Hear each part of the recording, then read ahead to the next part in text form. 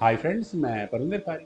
Friends, universe में life किस तरह से शुरू हुई होगी इस बात का अंदाज़ा लगाना तो बहुत मुश्किल है।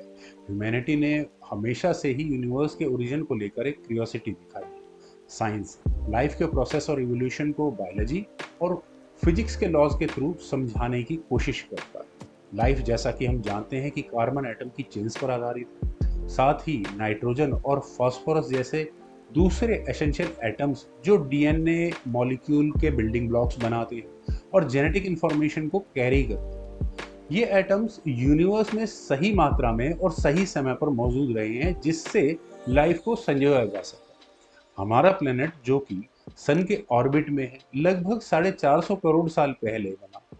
कैसे बना? एक कोलैप्सिंग सोलर नेबुला से।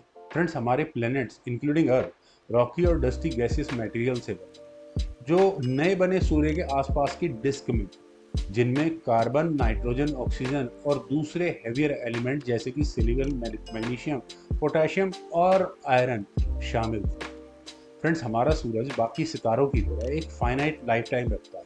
लगभग 500 करोड़ साल में यह एक्सपेंड होकर जायंट स्टार बनेगा और अपने आसपास के जितने नज़दीक के ग्रह हैं उन्हें निगल जाएगा और अपने जीवन का अंत कर। फ्रेंड्स, सिंपल मॉलिक्यूल से इंटेलिजेंट लाइफ फॉर्म तक की जर्नी सन की टोटल लाइफ टाइम का एक सिग्निफिकेंट पोर्शन लेती है। मतलब काफ़ी लंबे समय में ये लाइफ इवोल्यूशन प्रोसेस है। फ्रेंड्स, लाइफ के लिए जो ज़रूरी एटम्स हैं उसको सन के ओरिजिन से काफ़ी पहले ही प्रोड्यूस कर लिया गया। फ्रेंड्स, यूनिवर्स का इवोल्यूशन मॉडर्न कॉस्मोलॉजिकल थियरीज के अनुसार 13.8 खरब साल पहले बिग बैंग इवेंट के साथ शुरू हुआ, जिसने टाइम, स्पेस और मैटर की उत्पत्ति की। फ्रेंड्स, हम एक एक्सपेंडिंग यूनिवर्स में रहते हैं जिसमें खरबों खरब गैलेक्सीज है और हर एक में खरबों तारे हैं। स्पेस लगातार एक्सपेंड हो रहा है, जिससे गैलेक्सीज एक दूसरे से दूर हो रही है। इस फिनोमेना को कॉस्मिक एक्सपेंशन कहा जाता है, जिसे अगर रिवर्स किया जाए इन टाइम तो गैलेक्सी कन्वर्ज यानी कि एक दूसरे के नजदीक आती चली जाती है।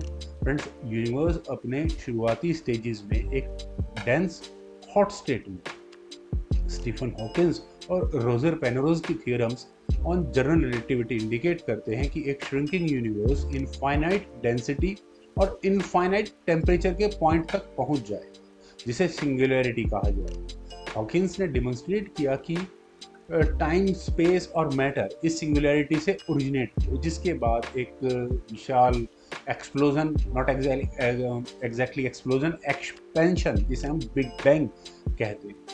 फ्रेंड्स, बिग बैंग के बाद यूनिवर्स इतना हॉट था कि सारा मैटर एलिमेंट्री पार्टिकल और रेडिएशन के रूप में एग्जिस्ट करता था। ये पार्टिकल्स रैपिडली एनर्जी एक्सचेंज कर रहे थे, बहुत तेजी से इधर उधर घूम रहे थे, जिससे थर्मल इक्विलिब्रियम मेंटेन हुआ। शुरुआत में ही न्यूट्रॉन्स और प्रोटॉन बराबर संख्या में मौजूद थे, लेकिन जैसे जैसे यूनिवर्स ठंडा हुआ, मतलब 100 करोड़ डिग्री केल्विन पर, मतलब इतना ठंडा सिर्फ, तो न्यूट्रॉन्स प्रोटॉन्स में डिके होने लगे और इनके बीच का बैलेंस थोड़ा गड़बड़ाने लगा।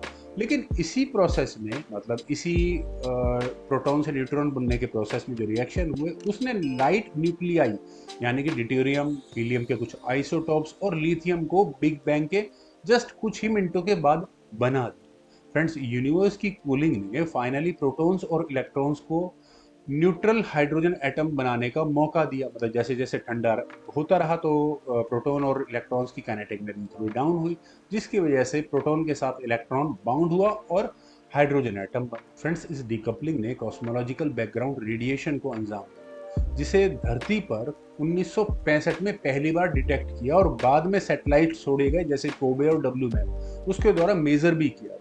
इन ऑब्जर्वेशंस ने बिग बैंग मॉडल को कंफर्म किया, मतलब बिग बैंग सच में हुआ। सीबीआर में जो टेम्परेचर वेरिएशन दिखाए गए हैं, जो अर्ली यूनिवर्स में मैटर डिस्ट्रीब्यूशन को काफी अच्छे से एक्सप्लेन भी करते हैं। फ्रेंड्स, सबसे पहले था तारे जो बने वो डेंस रीजन्स में। कैसे बने? Primitive hydrogen gases. Friends, big bang के पहले 10 करोड़ साल के बाद ये स्टार्स जो सन से बहुत मैसिव और बहुत ज्यादा चमकदार। फ्रेंड्स, इन्हीं तारों में हैवी एलिमेंट्स जैसे कार्बन, ऑक्सीजन, नाइट्रोजन को सिंथेसाइज किया। मतलब इन तारों के सेंटर यानी कि केंद्र में ये हैवी एलिमेंट्स तैयार हुए। इन तारों का लाइफ स्पाइन बहुत कम था, सिर्फ 1 करोड़ से 10 करोड़ साल का, जो आज के तारों के कंपैरिजन में बहुत कम माना जाएगा। जो कि सुपरनोवा एक्सप्लोजन के साथ इनका खात्मा हुआ, जिससे इंटरस्टेलर मीडियम में हैवी एलिमेंट्स पूरी तरह से डिस्ट्रीब्यूट हुए और जिससे बाद में जो नए तारे बने और नए प्लेनेटरी सिस्टम बने उनमें हैवी एलिमेंट्स मौजूद। फ्रेंड्स, JWST यानी जेम्स वेब स्पेस टेलीस्कोप द्वारा ली गई ऑब्जर्वेशंस ने कार्बन रिच गैलेक्सीज को रिवील किया। कब? जब यूनिवर्स सिर्फ 60 करोड़ साल पुराना था, यानी कि कार्बन बहुत पहले यहाँ तैयार हो चुका था। लाइफ के लिए इंपॉर्टेंट इंग्रेडिएंट मतलब यूनिवर्स की अर्ली स्टेजेस में मौजूद। फ्रेंड्स, यूनिवर्स की शुरुआत डेंसिटी में छोटे से फ्लक्चुएशंस की वजह से हुई, जिससे बिग बैंग के 20 करोड़ साल के बाद तारे और उसके बाद गैलेक्सियों का निर्माण हुआ। गैलेक्सियों ने इन फ्लक्चुएशंस को बहुत ज़्यादा एम्पलीफाई किया, जिससे इनिशियली यूनिवर्स एक ऐसे रूप में ट्रांसफॉर्म हो गया जिससे स्टार्स और प्लैनेट्स बने थे, जिससे यह लाइफ के लिए कंड्यूसिव बन गया। इस प्रोसेस ने प्रिमोर्डियल वाइब्रेशंस को फर्स्ट टाइम कार्बन एटम से कनेक्ट किया, जिससे हम कह सकते हैं कि बायोलॉजी को बिग बैंग में रूट किया गया। मतलब पहली बार जब बायोलॉजी कभी हुई होगी लाइफ के शुरू होने के साथ। फ्रेंड्स, लाइफ यूनिवर्स की हिस्ट्री में कॉस्मिक एवोल्यूशन के परिणाम स्वरूप थोड़ा शायद जल्दी पहले हुई होगी। कार्बन एटम का प्रोडक्शन फर्स्ट जनरेशन के स्टार्स में हुआ जो प्रिमिटिव गैलेक्सीज में थे।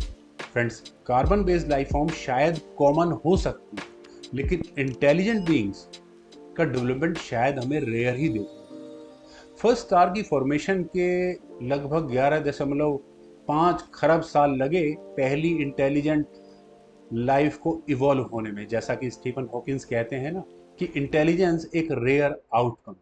फ्रेंड्स, उम्मीद है मुझे आपको मेरी आज की प्रेजेंटेशन जरूर पसंद आई होगी। तो आप लोग वीडियो को लाइक, शेयर और यूट्यूब चैनल को सब्सक्राइब नहीं किया तो प्लीज़ सब्सक्राइब जरूर करें। कमेंट, सजेशन बिल्कुल। And thank you for watching. Bye for now.